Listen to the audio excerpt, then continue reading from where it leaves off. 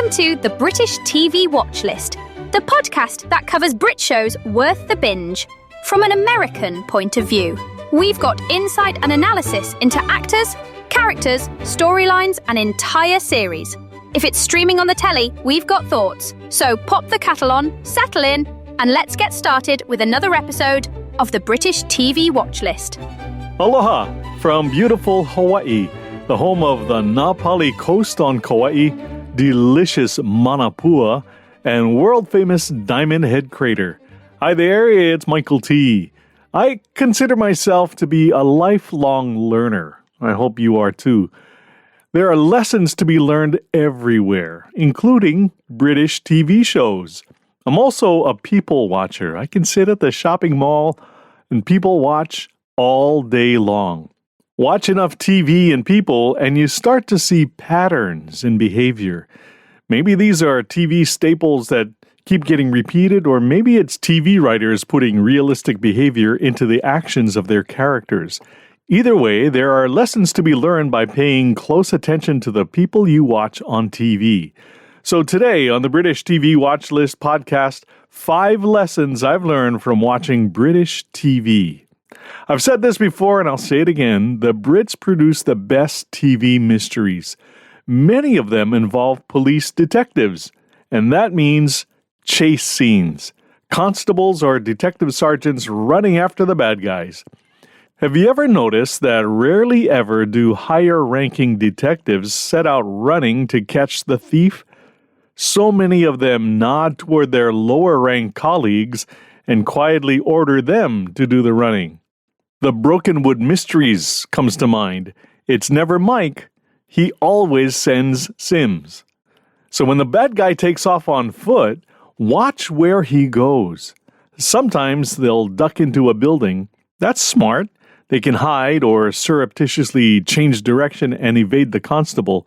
But no, what do these idiots do? They run upstairs. Seeking higher ground is good when you have territory to defend. You give yourself a higher vantage point, which allows you to see the attackers more clearly. Think castles and watchtowers. Height and elevation give you the defensive advantage.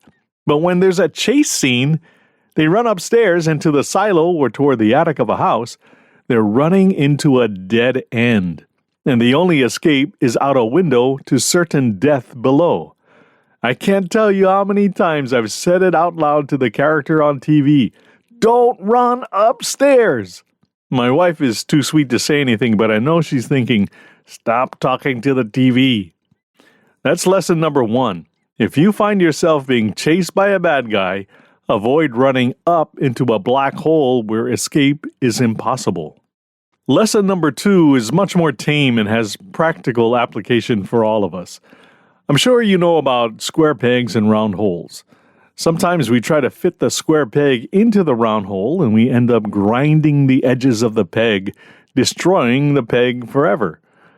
But what satisfaction when that square peg is paired with a perfectly squared custom-fitted receptacle. It fits nicely and sits snugly where it's meant to be. Okay, the analogy may be weak, but the lesson is worthy. My point is, some people have a certain set of skills and abilities, but the jobs they're in don't necessarily take advantage of those skills. But when the situation changes and those superpowers are applied in new, more advantageous situations, everyone wins. The peg fits. There are 2 new TV shows in 2025 that fit this mold. One is Patience on PBS. Patience Evans works in the records department of the Yorkshire Police. She's buried in a department in the basement where no one has to deal with her quirkiness. She's out of sight, out of mind. It takes the instincts of the detective inspector to see the potential in Patience and actually use her savant-like abilities to help solve crimes.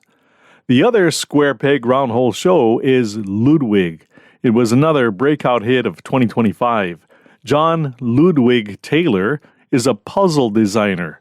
His twin brother, James, is a detective in the Cambridge Police Department. James goes missing. James's wife recruits John to pretend to be James and carry on like normal at his detective job.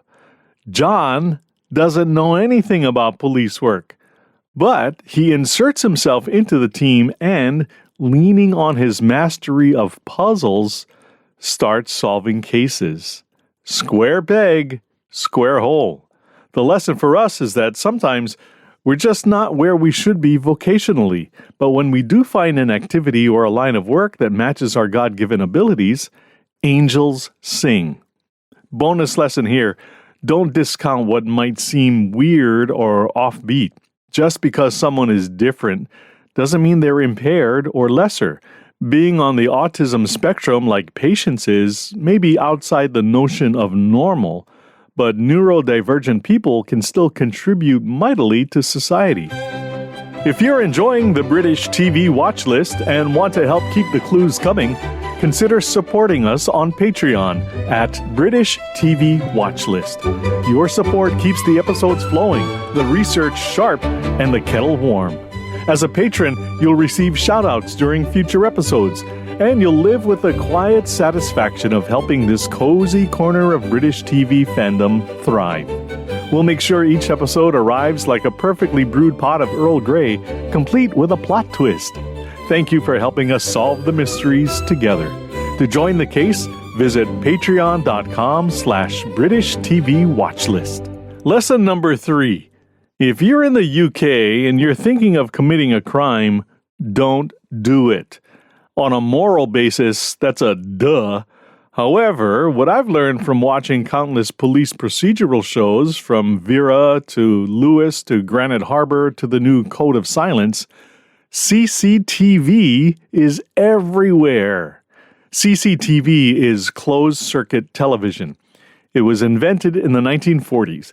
Government installation started in earnest in the 80s, and in the 90s, the British government spent about £200 million, which is about $268 million US, beefing up their camera efforts. Today, the UK has as many as 6 million cameras in operation. They use it for traffic monitoring and enforcement, public safety, and crowd control. And 95% of all murder cases investigated by Scotland Yard utilize CCTV. Don't do it. The UK police force will see you and they will find you.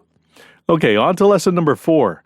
If you're like me and my wife, you try to figure out 2 things while watching a murder mystery. Who's getting murdered and who's the culprit. We don't spend too much time on the method, but we've learned a thing or two. Lately, I've seen a lot of shows on BritBox and Acorn TV where the victim is foaming at the mouth or has some whitish residue around the lips. That almost always means cyanide poisoning. Cyanide poisoning is one of the most traumatic and deadly tools in the mystery writer's arsenal. It's fast-acting and nearly impossible to detect in time to save the victim. Cyanide shuts down the body's ability to use oxygen, leading to seizures, cardiac arrest, and sometimes the telltale smell of bitter almonds, though not everyone can detect it. Crime dramas often exaggerate the symptoms of foaming at the mouth and sudden collapse, but the real danger lies in its invisibility.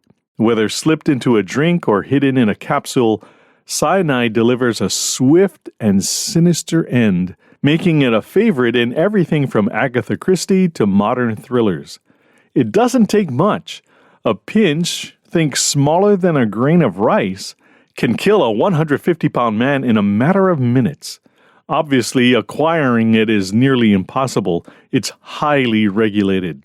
I'm not sure what lesson number 4 is, aside from be wary if you suddenly smell bitter almonds in your midst. Not so fun fact, approximately 50 to 70% of murders by women in the U.S. are attributed to poisoning. Finally, lesson number 5 is more of a PSA for law enforcement worldwide. Police deserve our respect. How many jobs require the employee to put their life on the line every single day? Not many. Police, fire, military, for sure. I don't know if you've noticed this. Many British TV shows portray a disregard for police on the part of the general public.